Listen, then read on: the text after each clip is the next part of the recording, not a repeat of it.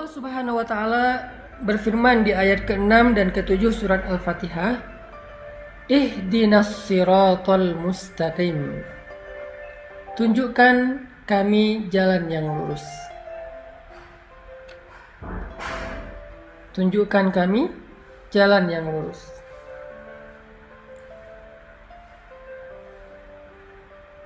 Saya menyampaikan di pertemuan sebelumnya bahwa surat Al-Fatihah itu adalah Ummul Quran. Ibunya Al-Quran 30 juz. Sehingga apa yang ada di dalam Al-Quran dari Alif Lam Mim sampai surat An-Nas itu semuanya dikandung maknanya di dalam 7 ayat surat Al-Fatihah. Semuanya dikandung di dalam 7 ayat surat Al-Fatihah. Jadi dia 7 ayat tetapi ada di dalam sekian ribu ayat Al-Quran. Makanya disebut dengan Ummul Quran atau disebut juga dengan As-Sab'ul Mathani, 7 ayat yang diulang-ulang. Salah satu di antara makna 7 ayat yang diulang-ulang, selain diulang-ulang di dalam sholat, juga berarti diulang-ulang penjelasannya, diulang-ulang pemaknaannya di dalam ayat-ayat yang lain di seluruh ayat Al-Quran. Ini ajaibnya surat Al-Fatihah. Makanya saya selalu bilang, siapa yang membaca surat Al-Fatihah maka seperti membaca 30 juz Al-Quran. Keutamaannya kayak gitu. Termasuk ayat ke-6 ketika Allah berfirman, Ihdinas siratal mustaqim. Tunjukkan kami jalan yang lurus. Jadi di sini teman-teman kita berdoa agar Allah tunjukkan kita jalan yang lurus. Kita minta, ya Allah, beri kami petunjuk. Tunjukkan kami jalan yang lurus. Gimana caranya kami hidup? Gimana caranya kami mengisi hari-hari kami? Gimana caranya kami bisa pulang kepadamu dalam keadaan selamat? Gimana caranya agar kami bisa sampai kepada Engkau? Gimana caranya agar kami tidak salah jalan? Tunjukkan kami jalan yang lurus. Apa pelajarannya di sini, teman-teman? Ketika kita meminta kepada Allah untuk ditunjukkan jalan yang lurus, di sini tuh ada sebuah pengakuan kalau kita nggak tahu jalan. Di sini tuh ada sebuah kesadaran, self-awareness, kalau kita itu merasa bodoh. Kalau kita tuh merasa nggak tahu apa-apa, Allah lebih tahu, Allah lebih berilmu, Allah lebih maha mengerti, Allah lebih bijaksana. Kita tuh bodoh, awam, nggak tahu apa-apa. Di sini sebuah iktiraf, sebuah pengakuan. Sehingga kalau ada orang yang membaca ayat Ihdinas siratal mustaqim, tetapi dia merasa lebih tahu daripada Allah, berarti dia belum membaca Ihdinas siratal mustaqim. Apapun bidang ilmu yang kita kuasai, kita tuh bodoh, teman-teman. Apapun keahlian kita, kita tuh awam. Jangan ketika kita diberikan sedikit ilmu oleh Allah, menjadi seorang saintis, menjadi seorang dokter ahli, menjadi seorang profesor, menjadi seorang konsultan, dan seterusnya, kita merasa lebih tahu daripada Allah. Itu nggak ihdinas siratal mustaqim. Ketika kita menjadi seorang desainer, kita merasa lebih tahu fashion pakaian yang lebih baik daripada fashion style yang Allah udah jelaskan di dalam Al-Quran. Itu enggak ihdinas siratal mustaqim. Orang yang benar membaca ihdinas siratal mustaqim itu ketika dia baca ihdinas siratal mustaqim, ya Allah tunjukkan kami jalan yang lurus, pada saat yang sama dia ngerasa bodoh. Dia ngerasa nggak tahu apa-apa. Dia ngerasa nggak ngerti apa-apa. Dan dia jujur minta petunjuk dari Allah, yang kalau Allah beri petunjuk dia akan ikuti. Itu baru benar membaca Al-Fatihah. Itu baru benar membaca Ihdinas siratal mustaqim. Tapi kalau dia baca Ihdinas siratal mustaqim, ya Allah tunjukkan saya jalan yang lurus, lalu Allah tunjukkan jalannya tentang masalah finansial, Bisa jadi kita seorang konsultan finansial. Bisa jadi kita seorang ahli ekonomi. Bisa jadi kita seorang bankir. Bisa jadi kita seorang misalnya trader yang main saham dan seterusnya. Kita baca ihdinas siratal mustaqim, lalu Allah tunjukkan petunjuk. Allah tunjukkan jalan yang benar dalam masalah finansial. Salah satunya adalah janganlah kamu makan dari hasil riba. Janganlah kamu mempraktekkan riba. Terus kita bilang, wah ini sistem sebetulnya sehat buat ekonomi kita. Sebetulnya sistem riba itu nggak murni bermasalah sih, secara finansial tuh bagus, asalkan kita bijak mengelolanya dan segala macam. Berarti kita belum membaca ihdinas siratal mustaqim. Berarti kita belum benar-benar menyadari kalau kita tuh bodoh, Allah lebih tahu. Rabbi, ana jahilun wa anta alimun. Ya Rabbi, saya itu bodoh dan Engkau maha tahu. Makanya saya bertanya kepadamu. Makanya saya meminta kepadamu. Ihdinas siratal mustaqim. Kalau kita bertanya kepada seseorang, terus kita membantah, kira-kira apa pendapat orang tentang itu? Berarti kita nggak bertanya. Kita sok tahu. Atau kita mengetes dia. Atau kita keras kepala dan seterusnya. Makanya kalau kita baca ihdinas siratal mustaqim yang benar, haqqut tilawah, kita mulai dengan self awareness. Kita mulai dengan kesadaran tau'iyah, wa'yun nafs, kesadaran diri. Kita mulai dengan iktiraf, pengakuan bahwa kita bodoh. Allah maha bijaksana, Allah maha tahu. Makanya kita minta kepada Allah. Makanya kita bertanya kepada Allah. Makanya kita memohon kepada Allah. Ihdinas siratal mustaqim. Ya Allah, tunjukkan kami jalan yang lurus.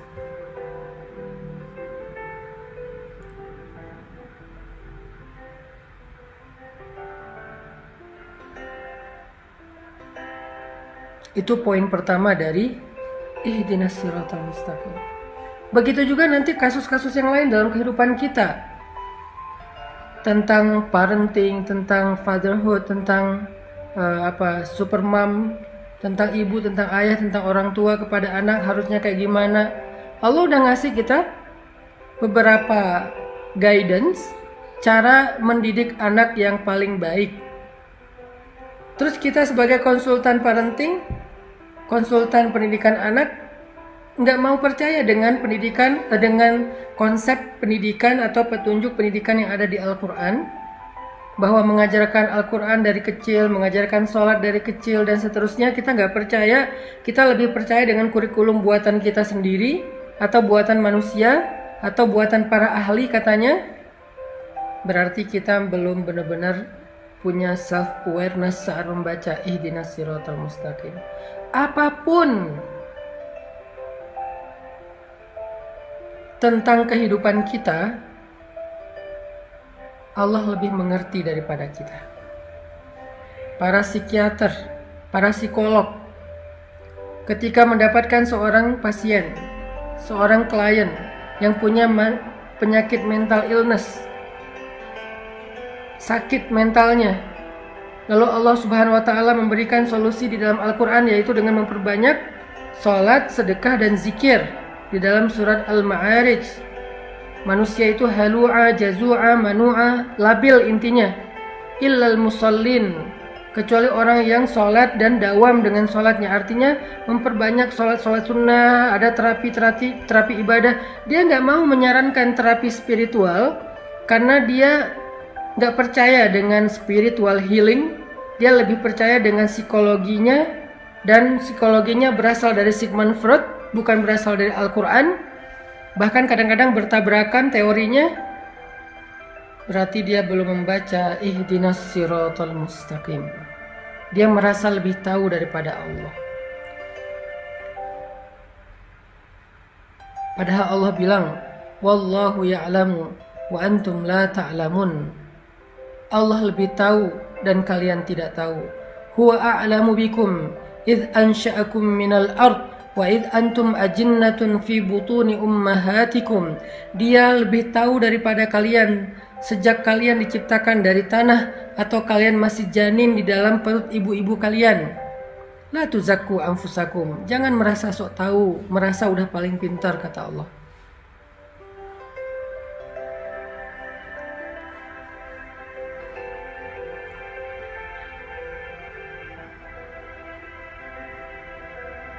Jadi poin inti dari ihdinas siratal mustaqim yang pertama adalah kita membaca kalimat doa ini, membaca ayat ini sambil membangun wa'yun nafs, membangun self awareness, kesadaran dalam diri kita. Kesadaran tentang apa? Nahnu juhala wallahu alimun. Kita ini jahil, kita ini bodoh, dan Allah itu maha tahu. Kita baca ayat ini, baca doa ini dengan sebuah iktiraf, dengan sebuah pengakuan, dengan sebuah keyakinan bahwa kita itu butuh Allah untuk menunjukkan jalan hidup kita. Sehingga nggak boleh kita merasa lebih tahu dari Allah. Baik masalah pribadi kita dalam hidup maupun masalah keluarga atau masalah sosial, masalah bangsa, masalah politik, masalah ekonomi, masalah dagang, masalah sains, apapun dari yang paling kecil sampai yang paling besar, kita merasa diri kita bodoh dan Allah itu yang maha tahu. Kita merasa diri kita itu awam dan Allah maha bijaksana, sehingga kita meminta dengan sungguh-sungguh dan tulus, ihdinas siratal mustaqim. Ya Allah, tunjukkan saya jalan yang lurus, tunjukkan saya jalan untuk mendapatkan jodoh yang Engkau ridhoi. Kata Allah, la taqrabuz zina, jangan pacaran. Kok la taqrabuz zina terjemahannya jangan pacaran? Ya, karena pacaran itu adalah langkah-langkah mendekati perzinaan. Mungkin nggak nikah menjadi perzinaan? Nggak mungkin, karena nikah itu justru menutup pintu zina. Nikah menutup pintu zina. Karena orang yang melakukan hubungan suami istri setelah menikah nggak disebut berzina, disebut malah di sisi Allah. Jadi menikah menutup pintu zina, sedangkan pacaran membuka pintu zina. Ada yang sampai masuk ke dalam jebakan syaitan itu dalam banget, jebakan syaitan itu jauh banget. Ada yang masuknya setengah, ada yang masuknya di depan. Pokoknya dia membuka pintu dosa besar. Sehingga Allah mengatakan la taqrabuz zina. Saya menerjemahkannya dalam bentuk tafsir, jangan pacaran. La taqrabuz zina, jangan pacaran.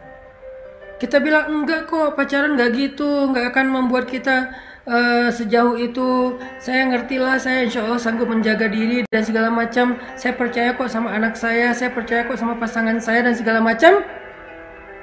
Siapa yang lebih tahu, kita atau Allah? Siapa yang lebih mengerti, kita atau Allah? Sehingga kita balikin lagi kepada surat Al-Fatihah. Ihdinas siratal mustaqim. Tunjukkan saya jalan yang lurus ya Allah. Kata Allah dalam urusan jodoh, la taqrabuz zina, jangan dekati zina. Kalaupun itu menjadi jodohmu, maka kehilangan berkah. Nanti banyak masalah. Atau kalau kamu punya masalah, Allah nggak akan terlibat dan membantumu. Tapi kalau kamu meninggalkan pacaran, kemudian dapat jodoh, ada masalah, Allah terlibat di dalam membantu masalah keluargamu. Allah pernah terlibat membantu Hafsah radhiyallahu anha ketika ada masalah dengan Nabi. Terlibat dalam membantu Khawlah bintu Sa'labah ketika dia dizihar oleh suaminya, ditalak dengan konsep zihar oleh suaminya di surat Al-Mujadilah. Allah membantu Hafsah di surat At-Talaq. Allah membantu Sayyidah Aisyah di dalam surat At-Tahrim, dan banyak lagi ayat-ayat Allah terlibat membantu permasalahan rumah tangga Nabi dan para sahabat. Kenapa Allah sampai turun tangan dalam masalah rumah tangga? Karena mereka memulai rumah tangga itu dengan cara yang Allah ajarkan, dengan petunjuk yang Allah tunjukkan. Ihdinas siratal mustaqim. Tapi ketika dia memulai rumah tangga itu bukan dengan cara yang Allah ajarkan, bukan dengan petunjuk yang Allah turunkan, nanti ketika ada masalah, Allah nggak akan terlibat. Dan itu hak Allah. Kita nggak melibatkan Allah kok dari awal. Kenapa kita maksain Allah terlibat di tengah atau di akhir? Kan nggak fair dong. Di awal ketika kita memulai hubungan rumah tangga, kita nggak melibatkan Allah. Kita pakai cara kita sok tahu. Nanti di tengah kita melibatkan Allah, kita maksa Allah, kok nggak bantu saya? Kan dari awal nggak kita libatkan. Kalau kita libatkan Allah dari awal, kita nanya, ya Allah, cara dapat jodoh yang benar tuh gimana? Allah bilang jangan pacaran. Terus caranya ta'aruf. Ta'aruf itu ada fikihnya. Ikuti aja fikih itu. Kalau belum berhasil, sabar dulu. Allah sediakan yang lebih baik. Kalau belum datang juga, sabar dulu. Berarti yang lagi disiapkan itu istimewa, makanya butuh waktu. Sampai ketemu, nanti ada masalah, Allah akan terlibat dalam menyelesaikan masalah kita atau bahkan membela kita. Karena kenapa? Kita libatkan Allah dari awal. Gimana melibatkan Allah dari awal? Ikutin petunjuk yang Allah sudah turunkan. Ihdinas siratal mustaqim.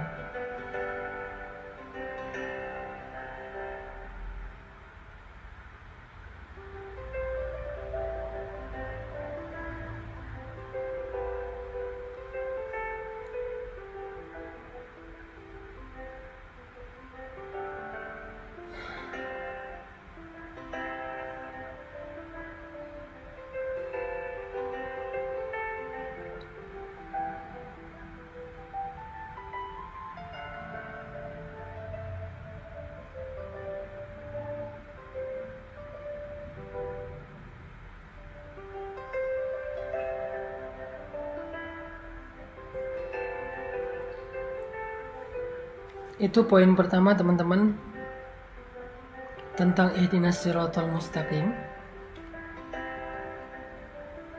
adalah i'tiraf dan wa'yun nafs.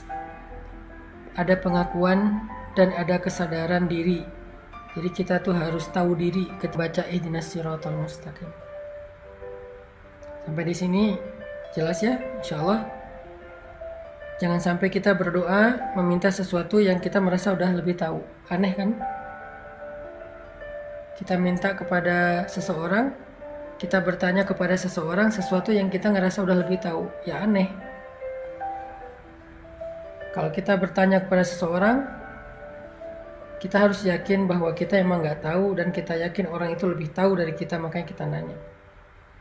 Kalau nggak disebut basa-basi atau ngetes. Gak mungkin kita baca ihdinas siratal mustaqim untuk ngetes Allah. Jangan sampai juga kita baca ihdinas siratal mustaqim sekedar basa-basi doang. Kalau kita basa-basi, Allah juga basa-basi.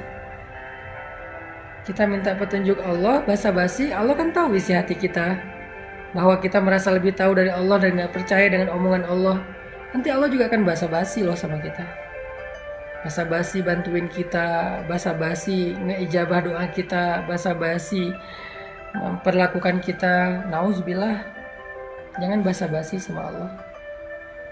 Jujur aja, karena Allah lebih tahu isi hati kita. Pas kita berdoa ihdinas siratal mustaqim, jujur aja di dalam hati kalau kita itu emang gak tahu dan kita percaya Allah lebih tahu. Dan kita percaya gak ada yang lebih tahu daripada Allah. Sehingga apapun yang Allah akan tunjukkan kepada kita, semua benar, gak ada yang salah. Karena kita yakin Allah lebih tahu dan berarti benar. Apa yang Allah akan ngomong kepada kita benar. Ya Allah, tunjukkan saya cara mencari rezeki yang halal. Allah bilang gini, Ya Allah, tunjukkan saya cara berpakaian yang terhormat. Allah bilang gini, tutuplah auratmu, julurkanlah jilbabmu, tundukkanlah pandanganmu, dan seterusnya. Itu benar. Ya Allah, tunjukkan saya cara misalnya mendidik anak yang benar. Allah bilang begini, ajarkan dia sholat, jaga dia dari api neraka. Itu yang paling benar. Jadi ketika kita minta petunjuk Allah itu bukan cuman ihdinas siratal mustaqim tanpa alasan, tanpa makna yang jelas, harus jelas.